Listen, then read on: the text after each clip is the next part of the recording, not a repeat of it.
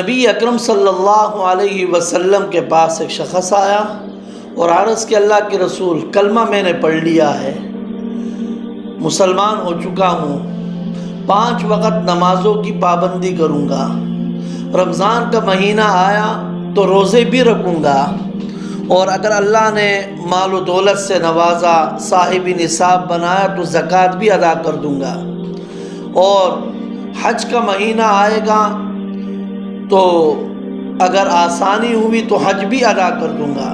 یہ کام تو میں کروں گا، لیکن ان کے علاوہ مجھے کوئی ایسا آسان سا کام بتا دیجئے کہ جو کام مجھے آسانی کے ساتھ جنت میں لے جائے۔ نبی اکرم صلی اللہ علیہ وسلم نے اس کے سوال کو سنا تو آپ نے فرمایا کہ 3 کام کرو۔ جب وہ 3 کام آپ کر لیں گے، اللہ بڑے آسانی کے ساتھ تمہیں جنت میں داخل فرمائے گا۔ سب سے پہلا کام یہ کرنا ہے، لا تغضب، غصہ نہ کرنا۔ تو بتقاضائے بشریت اگر غصہ آ جائے تو ہمیں کیا کر دینا چاہیے؟ اس کی ہدایات بھی نبی اکرم صلی اللہ علیہ وسلم نے دی ہے۔ فرمایا اگر کھڑے ہو کر غصہ آ جائے تو حالت کو تبدیل کر دو، بیٹھ جاؤ، بیٹھ کر غصہ ختم نہیں ہوتا تو ذرا لیٹ جاؤ، غصہ ختم ہی ہو جائے گا۔ یا یہ بھی ہے حدیث کی کتابوں میں کہ اگر غصہ آ جائے تو وضو کر لو، غصہ ختم ہو جائے گا۔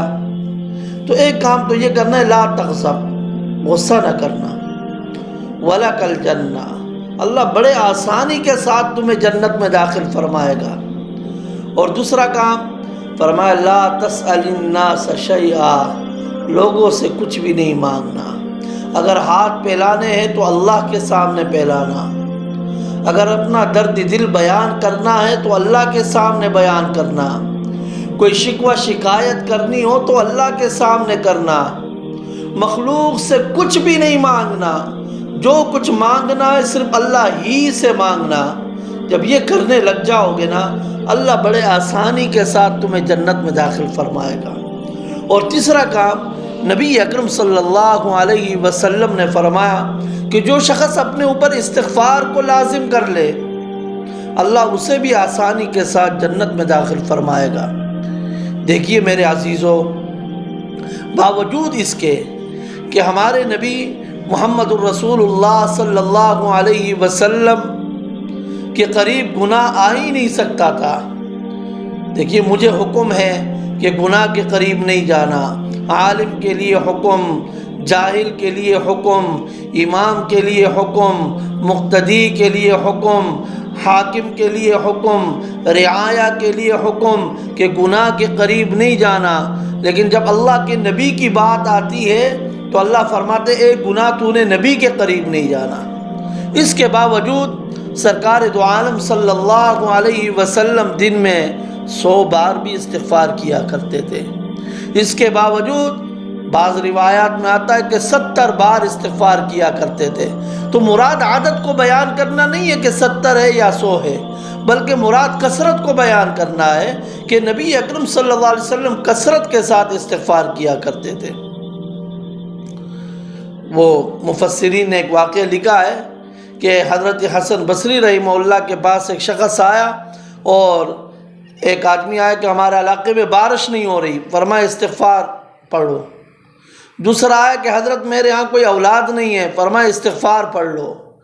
تیسرا آیا کہ بھائی بہت زیادہ غربت ہے، غریب ہو چکا ہوں، فرمایا استغفار پڑھ لو۔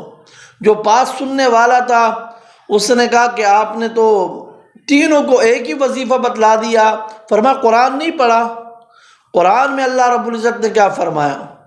فرمایا کہ فَقُلْتُ اسْتَغْفِرُوا رَبَّكُمْ إِنَّهُ كَانَ غَفَّارًا يُرْسِلِ السَّمَاءَ عَلَيْكُمْ مِدْرَارًا، اللہ آسمان سے موسیلادار بارشیں برسا دے گا، وَيُمْدِدْكُمْ بِأَمْوَالٍ وَبَنِينَ، اللہ مال بھی عطا فرمائے گا اور اللہ اولاد بھی عطا فرمائے گا۔ تو اگر ہم یہ 3 کام کر لیں تو اللہ ہمیں بھی بڑے آسانی کے ساتھ جنت میں داخل فرمائے گا۔ استغفار کی حقیقت کیا ہے، یہ انشاءاللہ آئندہ ویڈیو میں آپ کے سامنے